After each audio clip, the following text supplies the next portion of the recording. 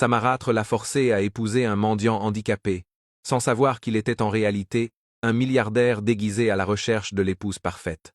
Partie 3. 3 jours s'étaient écoulés depuis le mariage, et Lola fêtait encore.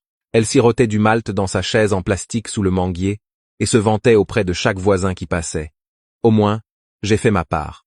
Cet homme amputé va la remettre à sa place. Tous ses rêves secrets d'aller à l'école. Fini. Ses filles, Luna et Aya, se vernissaient les ongles à côté d'elle, riant. « Maman, tu imagines Amélie le porter? Nettoyer après lui et le laver ?» gloussa Luna. « Elle le mérite », ajouta Aya, soufflant sur ses ongles, toujours en prétendant être convenable. Lola sourit méchamment. « Qu'elle souffre un peu. J'aurais pu la jeter dehors il y a longtemps. Mais je l'ai laissée rester. Maintenant, elle est mariée et hors de ma vie. Merci mon Dieu. » Juste à ce moment, une Mercedes-Benz noire élégante s'arrêta lentement devant le portail. Tout le monde s'arrêta. Ce n'était pas le genre de voiture qui entrait dans leur quartier. La porte s'ouvrit, et un homme habillé d'un costume noir impeccable en sortit. Il portait une enveloppe dorée et marcha directement vers Lola. « Bonjour madame », dit-il avec une légère révérence. « Livraison spéciale de monsieur et madame Maduka. » Lola cligna des yeux. « Maduka, qui ? » « Votre fille et son mari, » répondit-il. « Amalie et le chef Raoul. » Lola se leva, confuse. « Attendez, chef ?» Il lui tendit l'enveloppe et s'éloigna sans un mot de plus. La Mercedes redémarra et glissa le long de la route poussiéreuse. Lola ouvrit l'enveloppe et le monde autour d'elle s'arrêta. À l'intérieur se trouvait une carte d'invitation brillante. Écrit en lettres dorées, il y avait « Vous êtes cordialement invité au dîner d'inauguration de la maison à Maduka Estate, organisé par le chef Raoul Maduka et son épouse bien-aimée, Amélie Maduka. » En dessous, il y avait une photo, Lola Roqueta.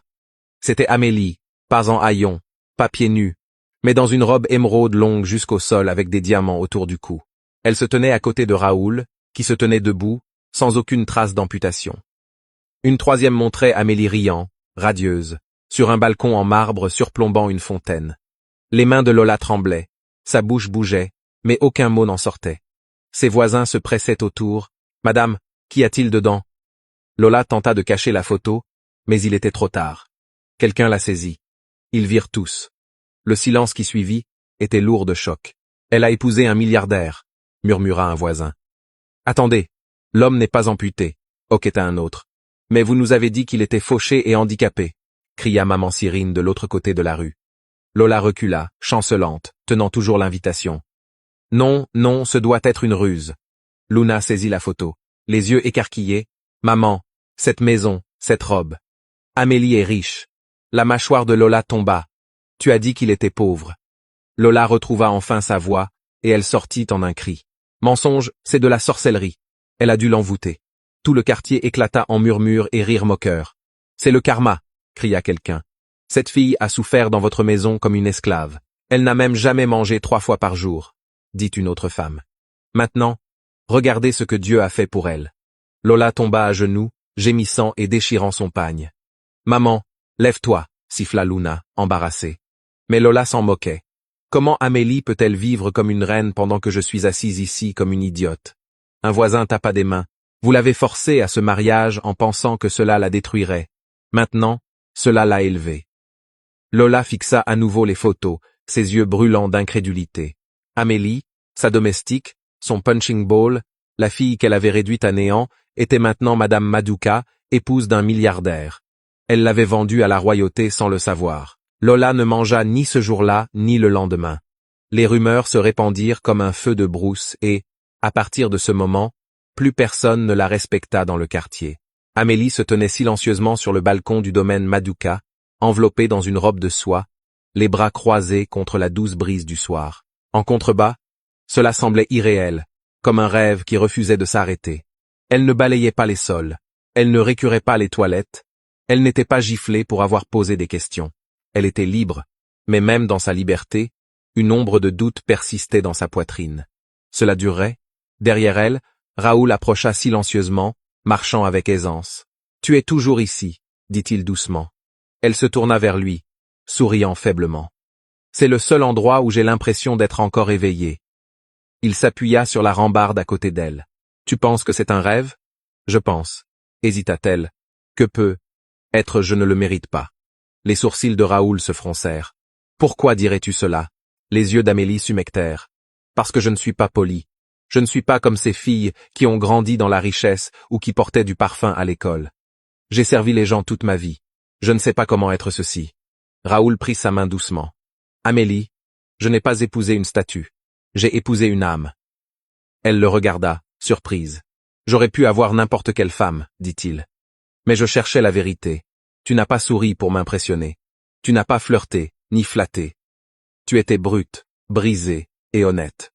C'est la forme la plus rare de beauté. Elle tenta de parler, mais l'émotion l'étouffa. Je t'ai observé bien avant d'entrer dans ta vie, ajouta-t-il. J'ai envoyé Cédric dans ton quartier des semaines auparavant.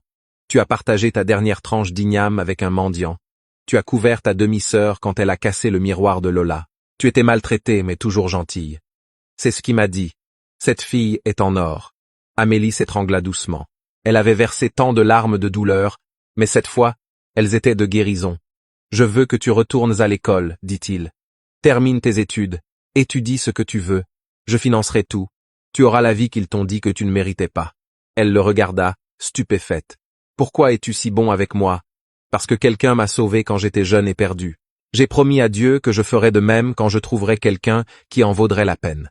Amélie l'enlaça, et, pour la première fois depuis des années, elle ressentit ce qu'était l'amour sans condition. De retour au village, la maison de Lola était maintenant silencieuse. Plus de vantardises, plus de visiteurs. La honte était devenue sa couverture.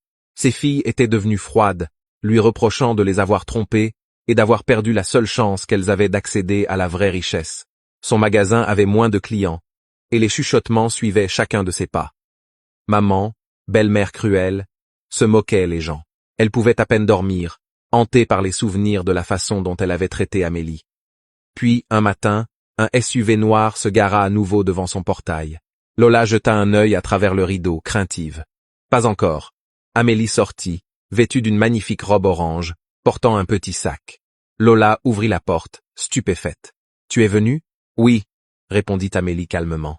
Lola recula, incertaine de quoi dire. « Ton mari t'a envoyé ?»« Non, » dit Amélie. « Je suis venue de moi-même. » Lola baissa les yeux. « Je suppose que tu es là pour te moquer de moi. » Amélie secoua la tête. « Non, je suis venue pour te pardonner. » Lola leva les yeux, incrédule. « Je n'oublierai jamais comment tu m'as traité, » poursuivit Amélie. « Mais je refuse de laisser ton amertume empoisonner mon avenir. Je suis venue ici parce que tu es la seule famille qu'il me reste, que tu l'acceptes ou non. » Les lèvres de Lola tremblèrent. Elle s'effondra au sol et commença à pleurer. « Je ne savais pas, Amélie. J'étais juste fatiguée, en colère et pauvre.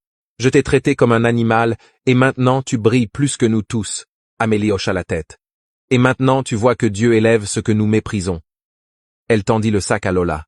À l'intérieur, il y avait de l'argent. Pas trop. Juste assez pour ton magasin, dit-elle. Et peu, être pour apprendre la gentillesse. Puis elle se retourna, et retourna à la voiture. Lola pleura, non seulement de honte, mais aussi de la seule chose qu'elle n'attendait pas d'Amélie, la miséricorde. Ce soir-là, Amélie se blottit dans les bras de Raoul, son cœur enfin en paix. Elle avait été battue, réduite au silence, rejetée.